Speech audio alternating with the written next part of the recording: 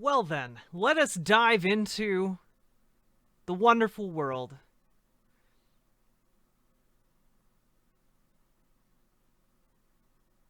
of Joe Ben Biden gave Shapiro. his speech. Oh my gosh. Joe Biden gave his speech in Wilmington, Delaware, 70 feet from his basement. And he explained that it was time to put away harsh rhetoric. Says, Captain, I'll put you all back in chains and you ain't black if you don't vote for Joe Biden. Time to put away harsh rhetoric, is it? Mm-hmm. Here's Joe Biden. It's time to put away the harsh rhetoric, lower the temperature, see each other again, listen to each other again. And to make progress, we have to stop treating our opponents as our enemies. They are not our enemies, they are Americans.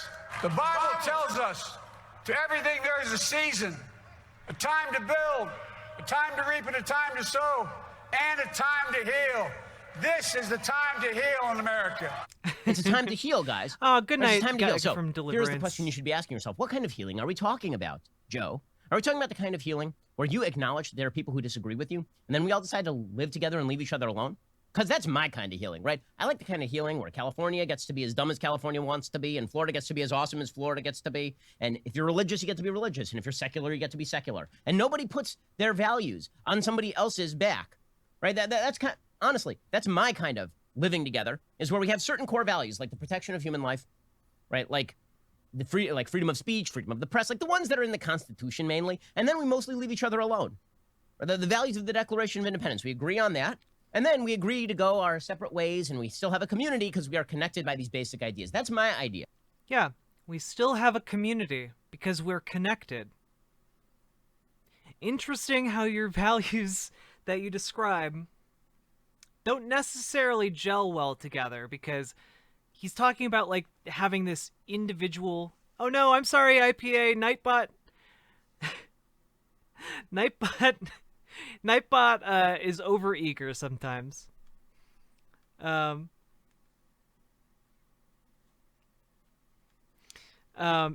I don't know. I'm sorry, IPA. Nightbot is tyrannical, okay?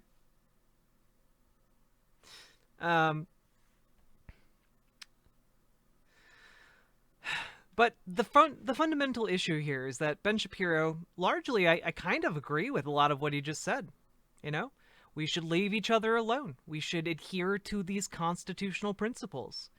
The part where I think I disagree with him, though, is the fact that like pretending that like we're like lone wolves that can leave each other alone while we simultaneously live into a in a interconnected society that is complicated. And you know, I think that this is largely an oversimplification on his part that leads him possibly to some conflicting conclusions, shall we say. Yep, of healing. I don't think that's what Joe Biden means by healing. I think what Joe Biden means by healing is, here's my Democratic Party agenda, and if you disagree with it, you're not part of the healing. Why aren't you part of the healing? I'm going to clock you in the head unless you're part of the healing. Heal with me. Heal. I don't think this is... I don't think that's what Joe Biden said, my dude. Why? It's amazing how conservatives put a lot of words in the mouths of people they don't like. It's pretty incredible. Like, we've seen it just when I'm talking with people on this channel. Like, they hear something come out of my mouth and they extrapolate the absolute things that are completely unrelated. Right? I don't think this is going to be an era of tolerance. The fight is... By the way, notice how Joe Biden didn't say conservatives and like liberals need to come together. He just said we all need to come together. We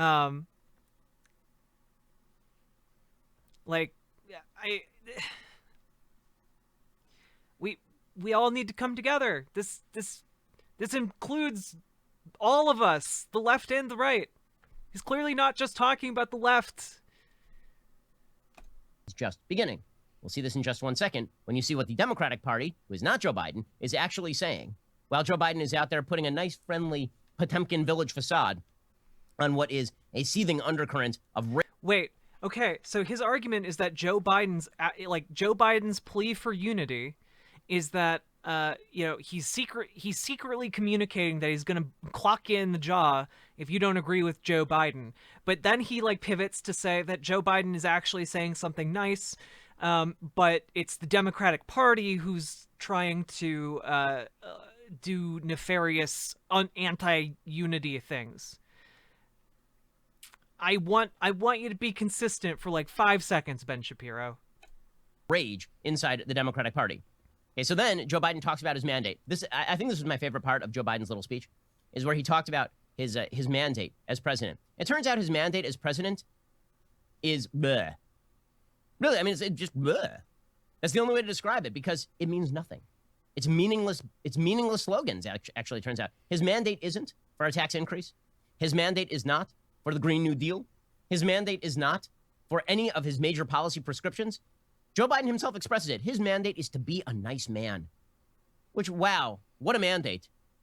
Big things going to happen because Joe Biden is a nice old man. Here's Grandpa Joe. What is our mandate? I believe it's this. Americans have called upon us to marshal the forces of decency, the forces of fairness, to marshal the forces of science and the forces of hope in the great battles of our time. The battle to control the virus, the battle to build prosperity, the battle to secure your family's health care. Okay, what I'm hearing come out of Joe Biden's mouth right now is not it's a battle for me to be a nice old man, which is what Ben Shapiro just spent like a minute emphasizing. What I'm hearing is Joe Biden saying that we need to marshal the forces of science so that we can accurately combat the coronavirus, so that we can treat each other decently and with respect. Like, yeah. Wait. The battle to secure your family's health care. Yeah. The battle to achieve racial justice and root out systemic racism in this country. Yeah, those are all policy positions, Ben Shapiro. He didn't go into a long speech about his detailed policy, but notice how like Ben Shapiro has like this weird double standard where he's like, yeah, I mean Trump's bad, but like, yeah, I mean he doesn't never talk about policy, but you know it's just like, well look, IPA again. I need to point this out. Presidents tend to fulfill, even if they're shitty neolibs, around 60% of their campaign promises. Even if Joe Biden fulfills 60% of his campaign promises and doesn't do the other 40%, it'll still be better than what Trump did. Yeah. I'm not going to pretend he's good, but he's better than the alternative. And yeah, like stuff like lowering the age of Medicare, yeah, it's going to help millions of people if he does it. So like these things are still good. He's still blocked in Congress. I mean, maybe. It's called you got to do politics, my dude. Who knows what we could get done? We still got to try. And he has, if we can't do it in Congress, then he has executive orders. As we've seen under Trump, you have a lot of leeway with executive orders. So I don't know. There are a lot of options here. All I'm saying is, even if he does only 60% of the things he says he wants to do, even if he only gets to 60% of those campaign promises, it's still better. And I'm not defending him. I think Joe Biden's a giant piece of shit.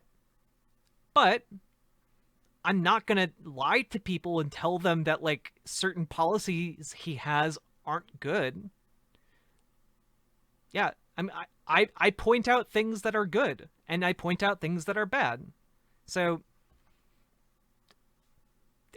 I'm not defending him either. I'm just pointing out what he said and what Ben Shapiro said. Ben Shapiro said that Joe Biden was just saying he's going to be a real nice man and that it's a silly policy. He didn't talk about any policy, blah, blah, blah. And then Joe Biden, in the clip that Ben Shapiro shows, talks about like major policy platforms he has that he ran on. Yeah. Ben Shapiro's just lying.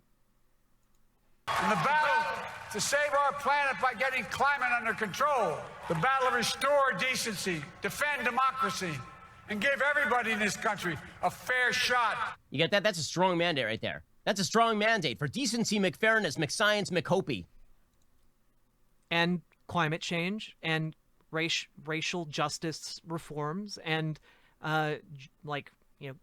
reforming police and a bunch of other things, getting the massive pandemic that's killed 2 World War I's worth of people under control. Yeah, no, these are major platform positions, Ben. Right? Strong agenda right there. Science, McHopey, McFairness, decency face. Wow. Wow, what a strong... Century Dish, Ben Shapiro needs to get worked up over this because it's such a nothing thing to get worked up over that, this is the only substance he has. The only substance he has is being mad about it. Mandate, not for a specific agenda, mind you, but to be a nice guy who cares about things. Not what? As if Joe Biden doesn't have extensive policy descriptions and hasn't been communicating those for the entire time he's been on the campaign trail. Things, anythings. Like the things, like science and decency and democracy and hope. And come on, the guy who wrote the 94 crime bill and the woman who wanted to keep prisoners in jail to use them as fucking slaves aren't going to do fuck all about criminal justice reform. I'm sorry, my dude, but one of the key parts of Joe Biden's platform is decriminalizing marijuana and expunging the records of those who were arrested for it and releasing people from prison. I'm in favor of releasing people for something that is legal in most of the country. I think that while the 94 crime bill was a travesty, undoing at least some of the harm of that is worth doing, even if it's done by the same people who did it in the first place. The alternative, again, is continuing the trends of the 94 crime bill. That's what Trump would have done. So, I'm sorry, but and I know this sounds bad, but this, I'm not trying to mislead anyone here. It's better than the alternative, and it is better than what we have now. So, I'm in favor of things that make our life in this country even slightly better. I don't disagree with you. I'm just saying it's not going to happen under Biden. I think it will happen. There's a more than 50% likelihood that it will happen. There's a 60% chance that it could happen, in fact. So, I'm fairly hopeful on this. I'm going to continue to hope until it's not done. And then we should hold these people accountable for their promises. Absolutely. I don't think we should take it on blind faith that they're going to do all these things, but statistically, presidential candidates do hold up 60% of their promises. So, yeah. I'm just telling you what his platform is, and I want to counterbalance that with Ben Shapiro's take that Joe Biden seemingly has no platform and isn't talking about it in that speech, despite him explicitly talking about it. Massages of random women and smelling their hair, lots of things. There's a mandate, guys. Okay, now what's hilarious about that, of course, is that again, I wonder how much Ben Shapiro talked about the rape allegations against Donald Trump. I'm gonna wager not a whole lot. He just says, "I won a historic election. I won a historic election, and now I have a mandate. A mandate to has Trump allows it."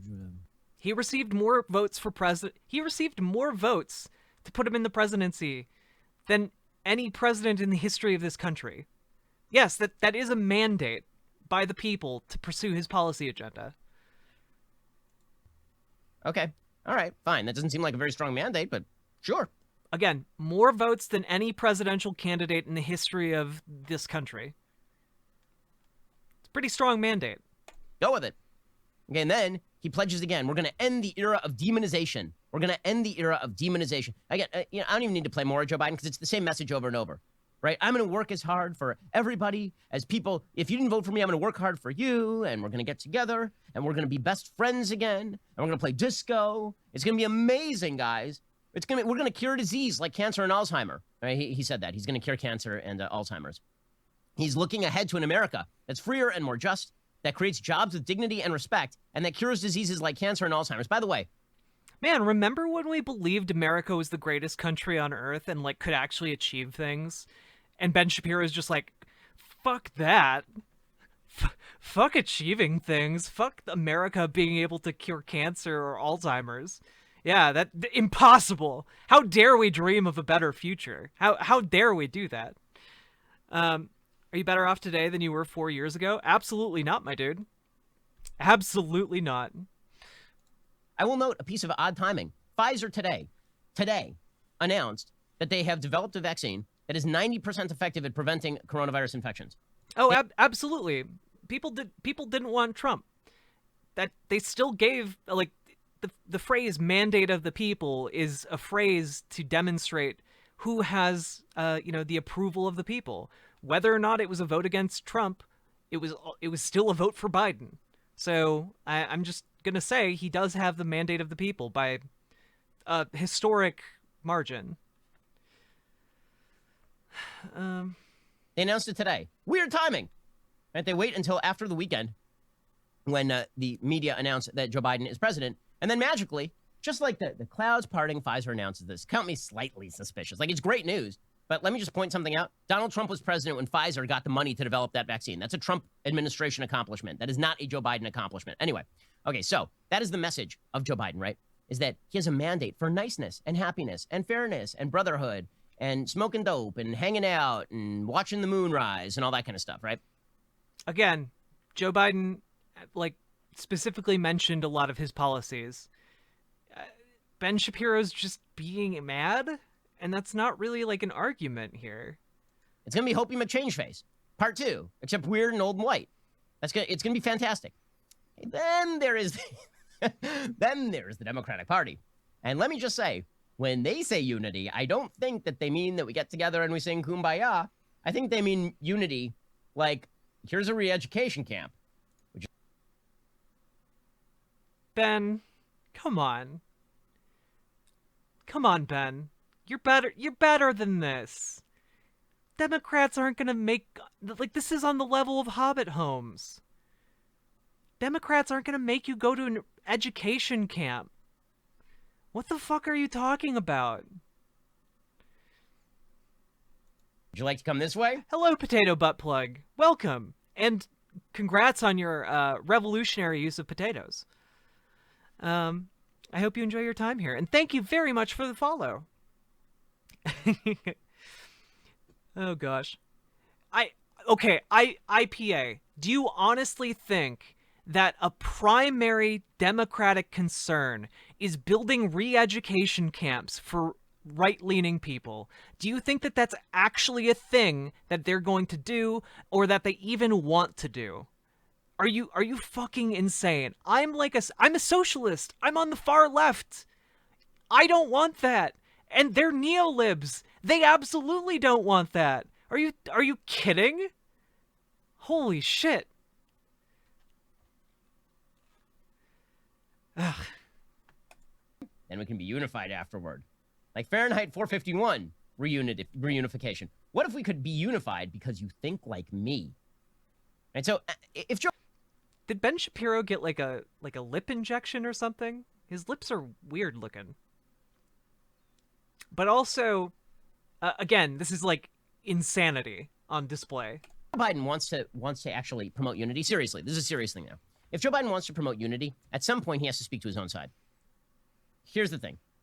In any relationship, if you want there to be any sort of comedy between people, you have to go to the people who are creating division on your own side and tell them to knock it off. You have to have a sister soldier moment. Yeah, how dare you have vision? How dare you have vision? Bill Clinton famously did this in 1992.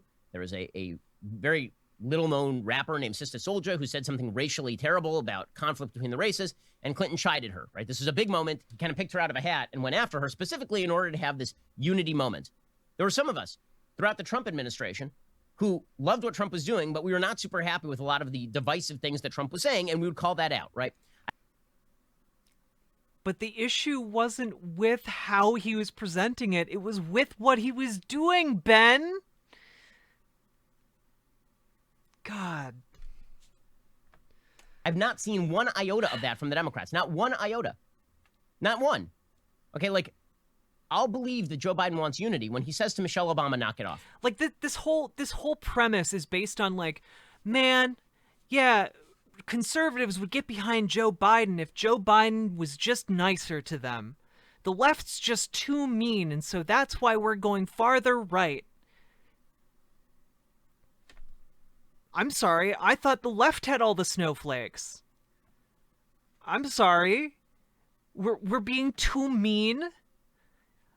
We're being too mean and radicalizing you to the right?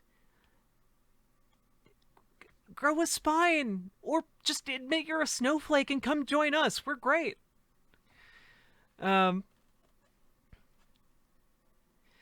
Literally, Ben's argument here is that Joe Biden's being nice, but that's a problem because the Dems aren't nice. So Joe Biden needs to be nice and talk to the Dems to make them nice, and then he'll be satisfied. Except that he spent half this video shitting on Joe Biden for being nice.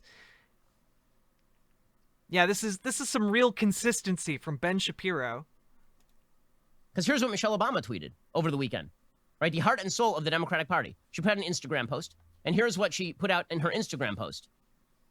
Voting in one election isn't a magic wand, and neither is winning one. Let's remember that tens of millions of people voted for the status quo, even when it meant supporting lies, hate, chaos, and division. Wait.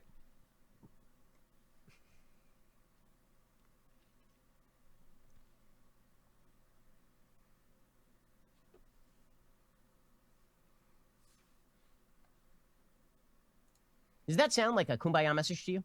Does that sound like she wants to understand people on the other side? Or Wait, Ben. Chaos and division. Does that sound like a... Ben, you didn't read the rest of it, Ben.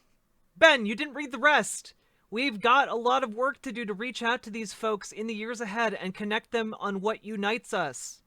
Ben, you didn't read this last part about where she talked about uniting, Ben.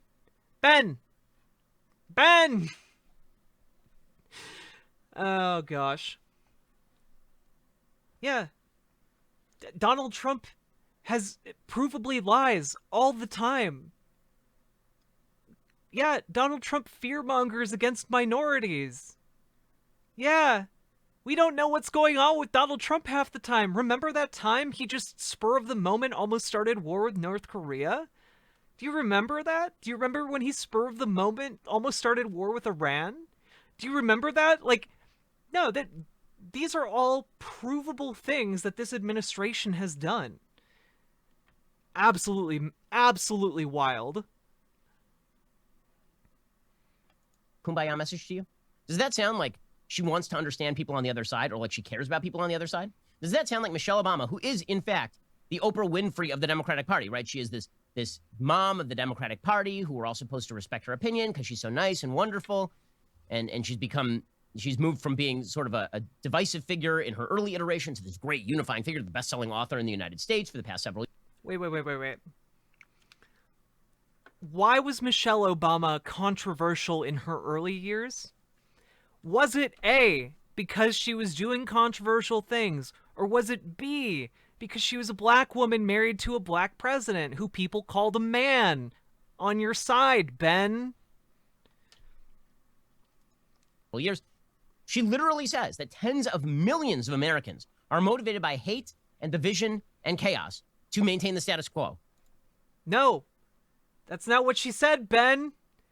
It's not what she said, Ben. Let's look at what she said, Ben. Let's remember, tens of millions of people voted for the status quo. They voted for the status quo, Ben. Even though the status quo included lies, hate, chaos, and division, all of which it did, Ben.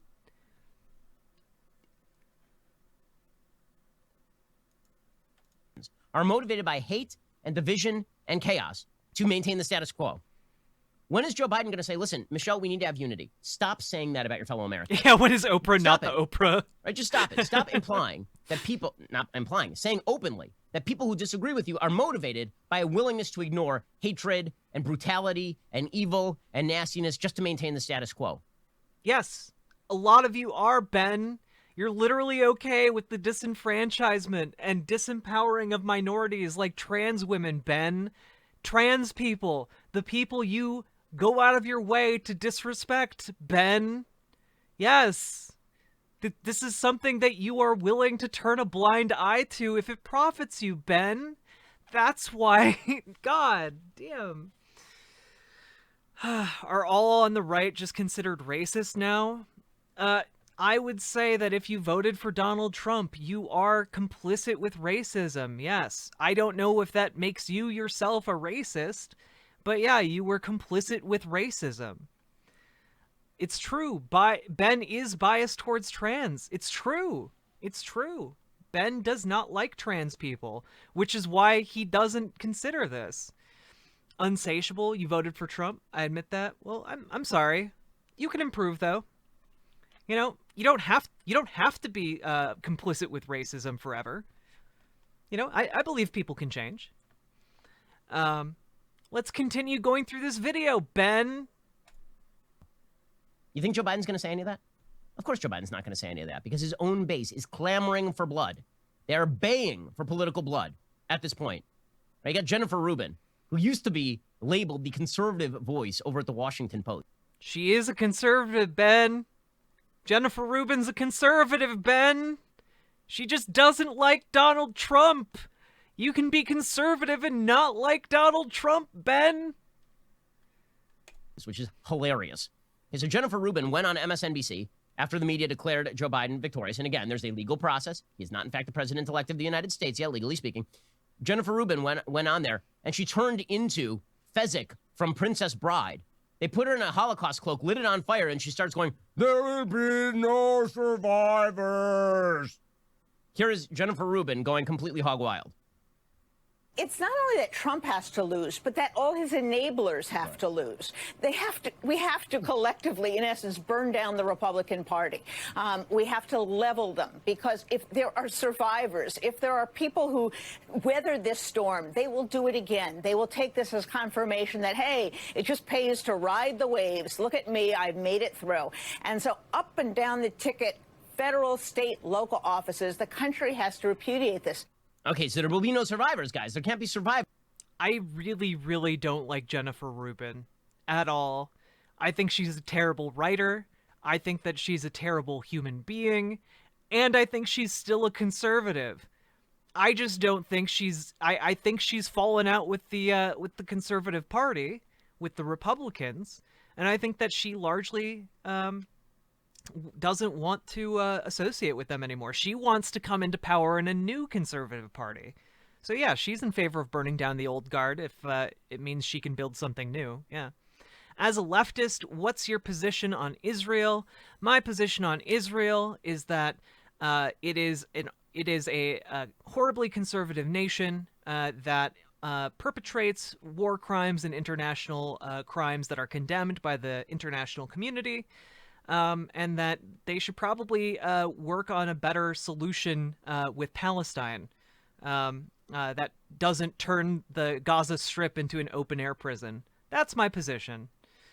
So, yeah, that's my position. Also, my position is you can criticize Israel without being anti-Semitic. Because Israel's a nation, and it doesn't represent all Jewish people. And it's kind of anti-Semitic to say that it does. Aw, Jeffrey Epstein, thank you. Also, I'm not a lesbian, but thank you. You make me want to be one, though, when you send me messages like that. Good. Yeah, Jeffrey Epstein sounded like a good faith actor. True. True. All right. Let's continue. Also, Lucky Tom RZ, thank you for being in chat. Thank you for asking a really good question. And thank you for the follow. I appreciate that very much. Can trans people be lesbians? Absolutely. Absolutely. Your sexuality has no relation to your gender identity. So yeah, trans women can like women. Trans men can like men. Trans non-binary trans people can like everyone. regardless of gender. You know, you can be, yeah. Sexuality is unrelated to gender. Hell yeah. We need to take a list and check it twice and then murder everyone on it. Like, again, I feel like Ben Shapiro portraying Jennifer Rubin as being pro murder all Republicans feels like a disingenuous reading of that clip.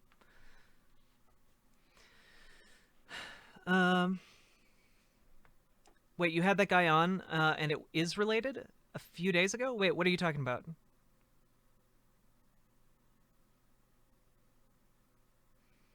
One thing is the Israeli government, another thing are common people. True. True. does that sound like unity to you? Joe Biden's out there. I like unity and... Oh, interchangeable? Oh, yeah. Yeah, JP Braz. He was talking about that stuff. Yeah. and mashed potatoes. And then you got over here Michelle Obama going, half the country is motivated by hate and chaos and division. And then you got Jennifer Rubin out here going... No. Again, half the country is motivated by maintaining the status quo, Ben. Half the country is motivated to maintain the status quo, Ben. There must be no survivor. AOC did the same... Man, I bet it really bums me out that Ben Shapiro's favorite film is The Princess Bride, because it's one of my favorite films, too.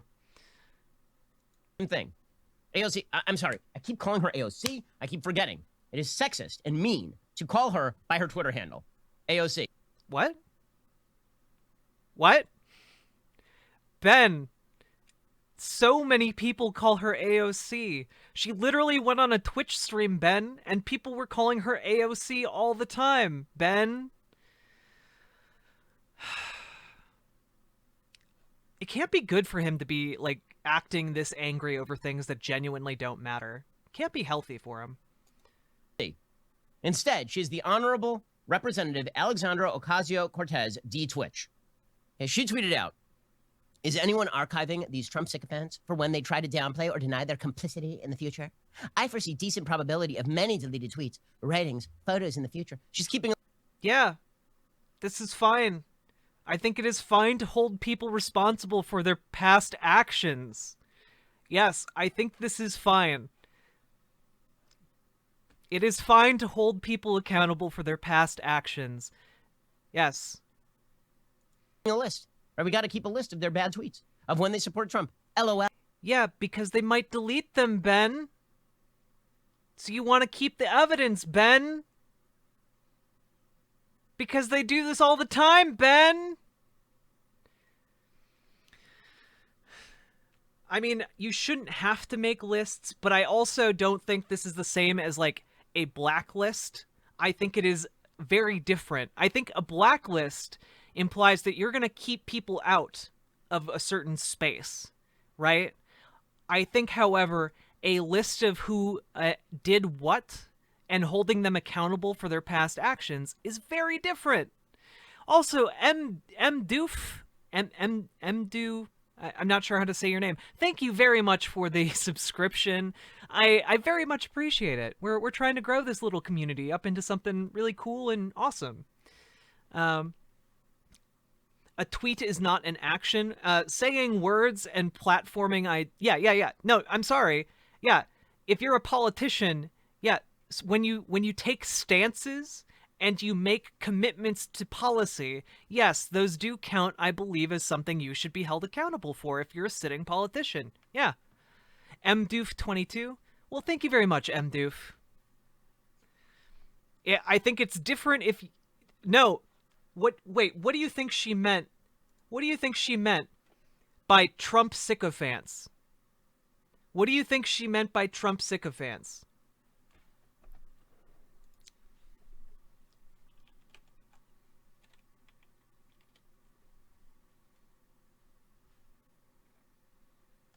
What do you think she meant by sycophants? No, it doesn't mean anyone, because sycophants are people who kowtow to those in power to gain advantage, okay? Sycophants are people who are within the president's circle, within politics. She's not talking about some bumblefuck from the middle of nowhere, guys. She's talking about politicians. Use your reading comprehension.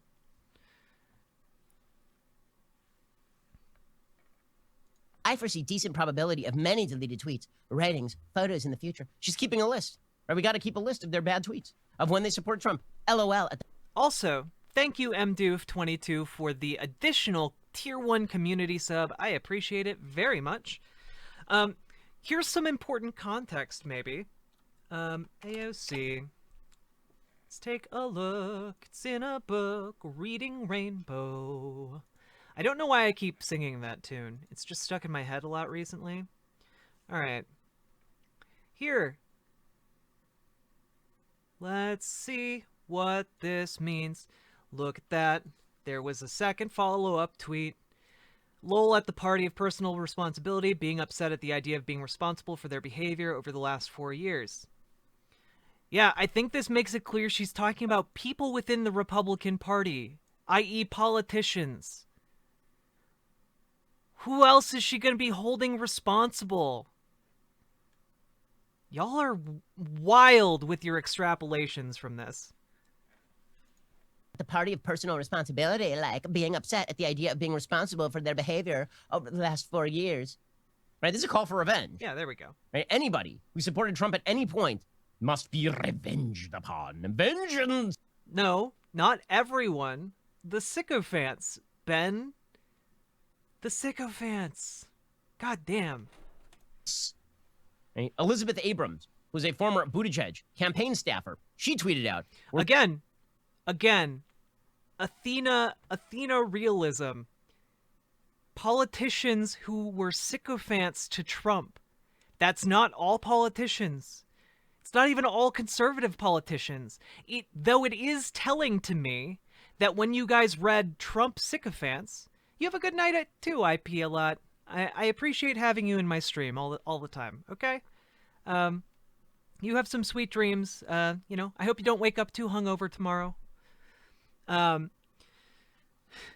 like, it's telling to me that when you guys read that tweet and it says Trump sycophants, you guys read it as all Trump supporters everywhere. I feel like that's really telling of where you're coming from on this. We're launching the Trump Accountability Project to make sure anyone who took a paycheck to help Trump undermine America is held responsible for what they did. Join us and help spread the word. Blacklists. This sounds like a party that's looking for unification and healing. By the way, I don't know who that woman is. Like, I don't know who Emily Abrams is. I don't really care about this. But also, yeah, you should be held accountable for your past actions. By the way, this should apply to Democrats as well as Republicans. Yeah. This sounds like a party that's looking for unification and healing. Well, yes, sycophants is open to interpretation, which is why I'm saying to you that it's really telling that the way you interpreted it was as all Republicans who support Trump. That's what I'm saying. I'm saying it's telling that the way you interpreted it was so uncharitable. De-Baathification, right? They're looking for unity through de-Baathification because you understand Trump was Saddam Hussein, and getting rid of Trump, that means that anybody who ever liked Trump or voted for him, the 70 million Americans who voted for Trump, 70 million Americans voted for Donald Trump. You know who is the second largest ballot winner in the history of the United States right now by popular vote count? Donald Trump. He's won more votes than Barack Obama ever did. Hey Ben, you know who won the most amount of votes in all of U.S. history? Joe Biden. Joe Biden won the most votes, Ben. And Donald Trump killed 200,000 plus people. I don't know. I feel like holding Trump and Trump supporters responsible for this is fair. Yeah, I feel like holding Trump politicians responsible for what they enabled is a completely fair thing. By the way, guys, if Democrats and Democratic politicians had enabled 200,000+ Americans to die on their watch, do you guys fucking think the Republicans would ever shut up about it? Are you kidding me? What the fuck are you guys on? Oh yeah, Athena realism. I would like that as well. Yes, but just so you know, you're on a leftist channel. Like I'm a socialist. This is where I talk about socialist ideas.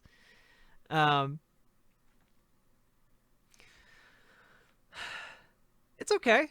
I'm here to talk about socialism, my dude, and educate people.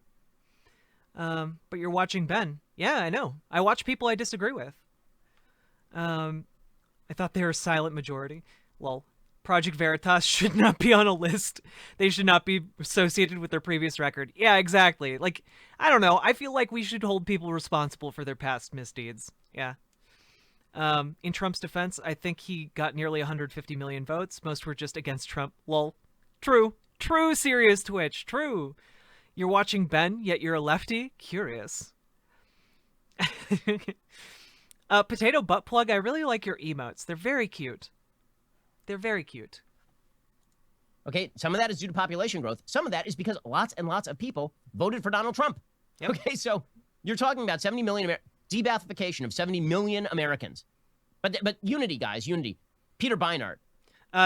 Actually, Lucky Tomers, a lot of the deaths are happening elsewhere now. The death rate and the infection rate has largely shifted towards rural areas because people don't believe that the COVID pandemic is a real thing. So like places in Minnesota, where I live, and Wisconsin, right next to where I live, they're having to build temporary field hospitals now because their rural hospitals are getting overwhelmed and they have nowhere to treat patients. So yeah, it's not great. Well, I mean, Athena realism, I don't ban people who disagree with me. My mods do sometime if people are being like super obnoxious, sometimes my mods ban people because they get tired of them. But like, yeah. My goal is just to make the argument for socialism and why I think it's good and based and would improve everybody's lives. Fundamentally, I want everyone to have more freedom than they do right now. I would like to, for example, I'd like to live in a society where your freedom is not based on how much money you have, you know? Been really enjoying your stream. Oh, thank you, Lucid Gamer. I wasn't even fishing for that. I wasn't fishing for that compliment at all, but I will take the heck out of it. Oh yeah, North Dakota has like 100% hospitalization rate. Like their hospitals are literally overflowing. Well, the deaths in New York, let's see.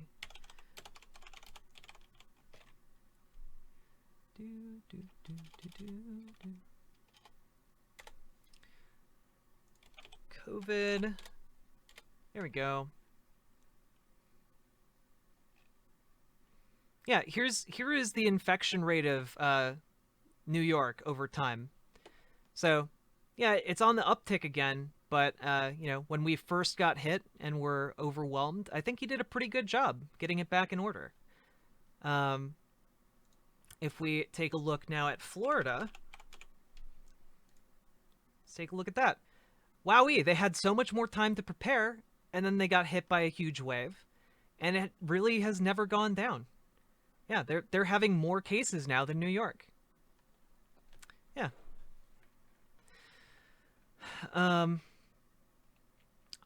My issue is that a governor doesn't have as much power as a president, and what is really effective and what we've learned is really effective from looking at other countries is a coordinated federal response, a coordinated federal lockdown, because if you just go state by state, people cross state lines and continue to spread the virus.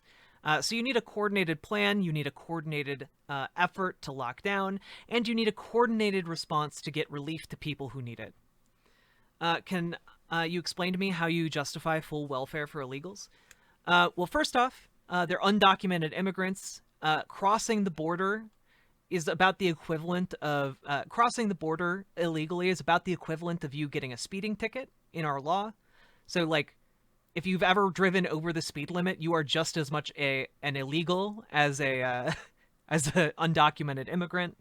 And yeah, I mean, the argument goes that if you deny them health coverage, then they don't go to get preventative care, and instead they wind up going to the emergency room when they absolutely must in order to survive.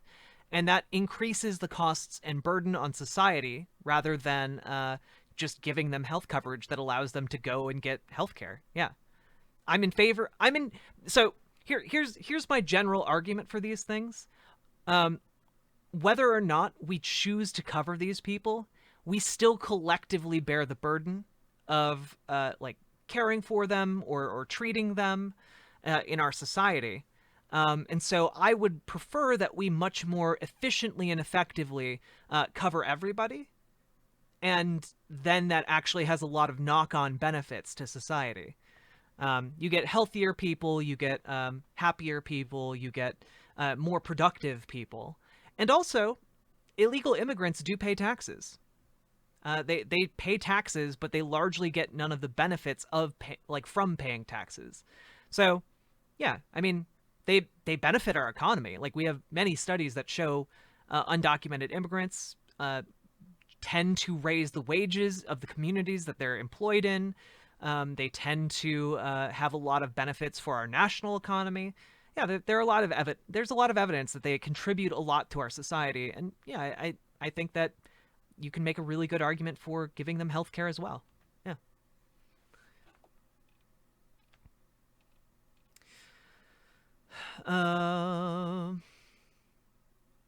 Yeah, it's true. Capitalism makes Huey makes a good point. Capitalism makes it difficult for a coordinated lockdown because it's in the interest of people. It's in the interest of business to keep functioning despite human costs.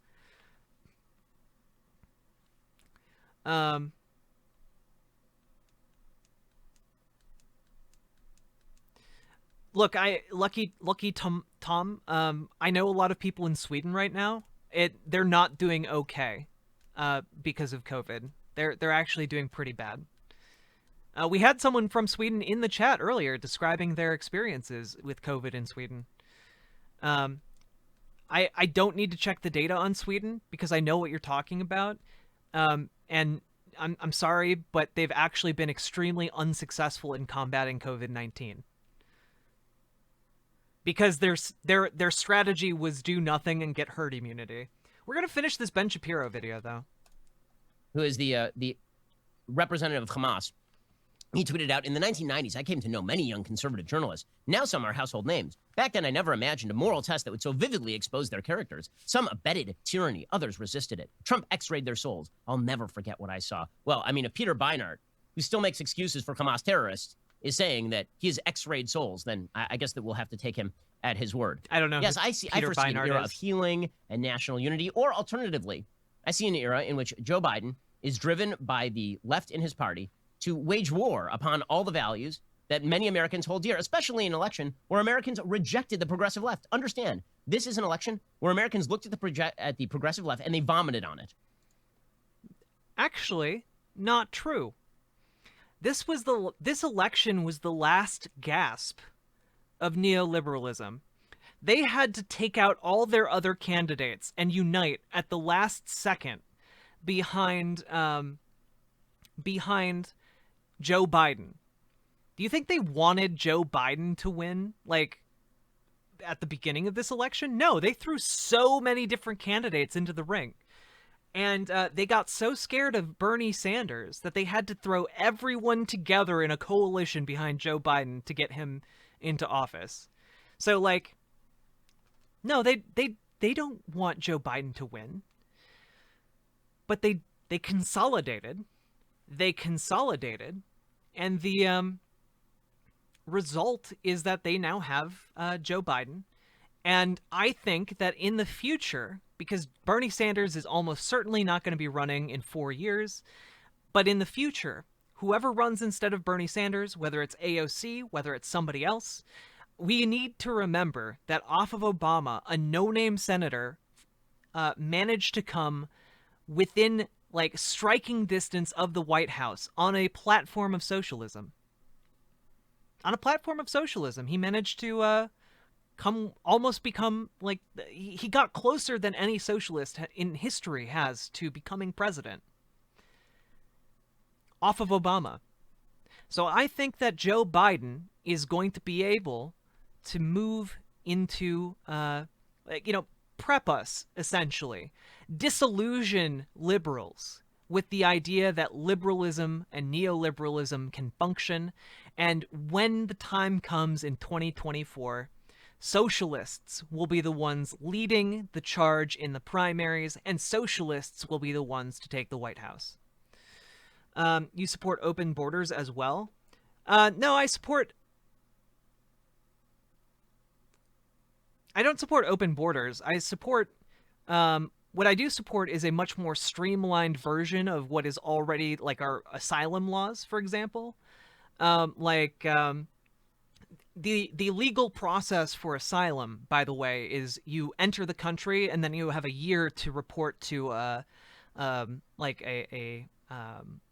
think it's like a courthouse to basically announce that you're applying for asylum.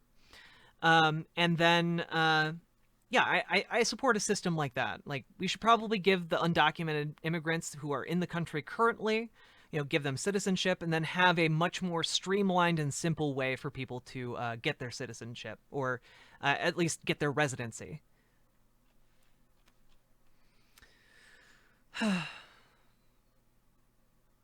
Yeah, I mean, like, helping... And by the way, I'm not in favor of welfare. I don't like the term welfare. What I'm in favor of is decommodifying things people need to live in a modern society. I don't think private companies should be in charge of, like, people's utilities. I don't think that private companies should be in charge of, basic things that we need to prop up. People need to live. I think that companies fundamentally take advantage of the poor and the desperate in that way to milk them for money. And I think that that's something we should probably stop. Hey, even in California, they rejected a couple of very progressive measures. Right? There was one measure that was going to kill Uber and Lyft. They killed it. There was a measure that was going to reinstall affirmative action in the Constitution of the state of California, essentially. They rejected it overwhelmingly. All across the country, radicals were rejected. The Democratic Party was handed a loss in the House in a year where their top ballot getter won a record number of votes, more votes than any other candidate in the history of the Republic, and they lost seats in the House. They picked up 2 seats in the Senate and lost 1 in Alabama. Okay, that is not a victorious party. The Democrats who are calling for healing and reunification through de-Bathification, good luck with that. Good luck. The battle has just begun. Okay, so calling for healing.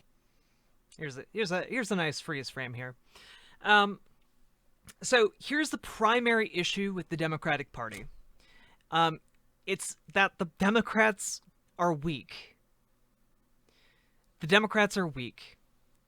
The main roadblock to essentially Democrats succeeding at lower levels, and you'll see that like after the election, you had like neoliberal, Abigail Spanberger went on a House caucus call and basically yelled at everyone and swore at people, and told them that, hey, it's because you progressives are getting us called socialists, and you're using words like Black Lives Matter, and you're supporting these controversial movements, and our enemies are using... Guess what? Abigail Spanberger, ex-CIA member, Abigail Spanberger, they're going to call you these things anyway. So I think the solution here is you should probably be running candidates who can say, yeah, I think Black lives do matter. Yeah. I think that I'm a socialist. Yeah. I think that would be the smartest way to counteract this. It's not that difficult to figure out how to get around the way that these people attack us. left extremism does make new people in the right or moderates. Not really. I think people on the right, and this is what I'm getting at, socialists can actually offer people tangible improvements to their lives. Socialists can offer people health care. Socialists can offer people housing if they're homeless. Socialists can offer people, water and electricity. Like, these are things that people need in order to live, and socialism offers these things to people. We should have mental health services available to every man, woman, and child in this country. And it shouldn't bankrupt people to go and get these services either. And we can live in a country right now that covers all of these things. We just choose not to. And we choose instead to put those services in the hands of groups of people who operate for profit and milk the desperate in our society for every penny that they are worth. And I fundamentally don't think that if you're someone who's getting milked for that money, that you are as free as someone like Ben Shapiro, who's not really in a tight financial situation at all. So this is my criticism of the Democratic Party. The Democratic Party, in order to win, needs to embrace what their enemies call them, and it needs to offer their opponents, both Republicans and Democrats and leftists and alt-right people. Yeah, we need to offer them something that tangibly improves their lives. Because you know what? Republicans need health care and mental health care just as much as Democrats do. It's a fact. And I think that these things, if we ran on them, would be incredibly successful. There's a reason why Medicare for All is one of the most popular policy positions in the United States right now. And it's because people would be tangibly benefited from its existence. So this is my main point. Democrats are weak. Democrats are, not great. And Ben Shapiro's right when he points out the hypocrisy of the Democratic Party. But the issue is that the Democrats need to lean into what Ben Shapiro fears. Because Ben Shapiro certainly doesn't want you to have health care. Ben Shapiro certainly doesn't want you to have a home if you're homeless. These are things that Ben Shapiro fundamentally doesn't think that you deserve if you don't have the money for them. And I think we should prove him wrong. I chose to not go to therapy because it was expensive and I come from a wealthy background. I would vote for someone to help me. Yeah, exactly.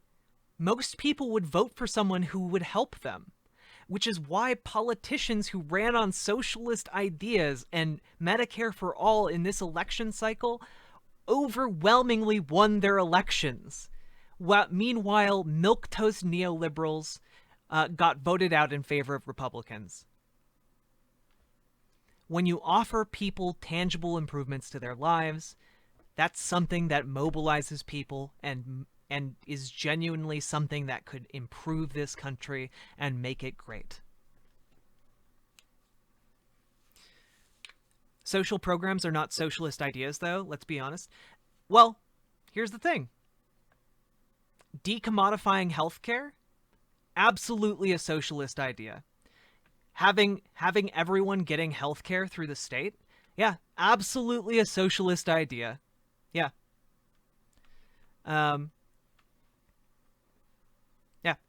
It is an aspect of socialism. It's one of the things that I would offer everybody if I was in charge of this country. Yeah, healthcare, mental health care, like general foodstuffs, housing, electricity, water, internet. These are all things that I think should be decommodified to improve people's lives. Yeah. I mean, the Nordic countries have similar programs, but they aren't socialist. Exactly. But that's my point. It would make us more socialist. And I want to take us even further than what the Nordic countries do, because I think there's a better way than even what they do. They paint a path forward for us, but we can definitely go farther. And I think that would benefit us. They do have strong unions, though. Yeah. Well, so my answer is basically, like, if you want me to expound upon like how I would make this country socialist, I would have us have like programs that incentivize the adoption and creation of worker co-ops, and ways that we can slowly transfer existing companies over into worker co-ops if the owners so desire, or if they need a bailout from the government. And that by that means, we would have essentially the workers control the means of production by having democratic worker co-ops. And then on top of that, decommodifying a large aspect of our economy, like housing, certain food, healthcare, electricity, water, internet. Yeah, these things would make us socialist. Yes, absolutely. The government stagnates innovation and doesn't run well. Okay, Athena, you understand the irony of saying that the government stagnates innovation when you're literally using the internet, which was invented by the government, and you probably have a cell phone. The government invented cell phone technology. Like, come on now. Like, you're gonna argue to me that like the government doesn't innovate things? You're gonna argue to me that private companies? You think Elon Musk came up with the innovations his company has? Absolutely not. It was the workers at his company that came up with the innovations. So yeah, the government does innovate, and workers are the source of innovation, not the people who own companies.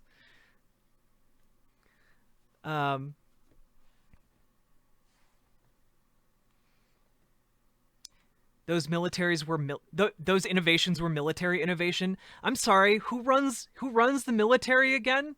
Is it the government? Okay, case closed. Like how Apple claims to invent the tech behind iPhones when every part of it was invested by the government. Yeah. Or when, vaccine research? Do you know who primarily funds vaccine research in this country? It's the government. The government does it. The government funds vaccine research. The government does all these things, guys. Pretending it doesn't is absolutely silly. Yeah, the public funds these things. We the people contribute to the creation of these things.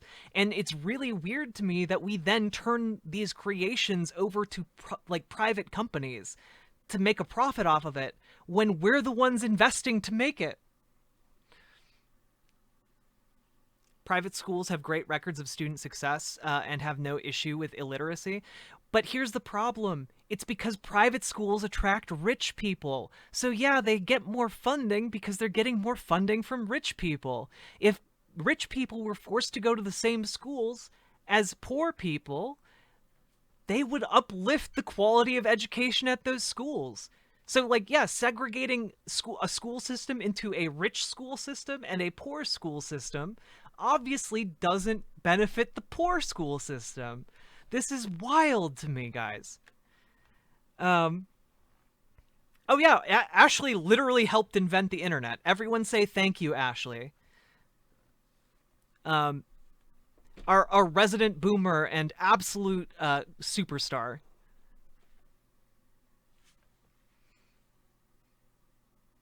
Yeah. Private schools also get public funding. We literally fund private schools with public money. How does that fucking make sense? It doesn't.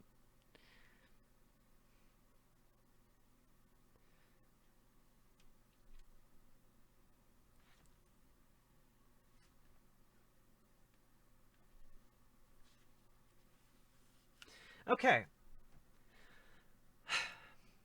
I'm done getting mad at this video because we finished it. Ben Shapiro is just dumb, and I don't like him very much. Okay, guys, let me rephrase. Ben Shapiro's not dumb. His grift is excellent. He has an excellent grift. Also, some old beach bum, thank you very much for the follow. I appreciate it immensely. Trying to make a good community here so we can go out and change the world and make it a better place, okay?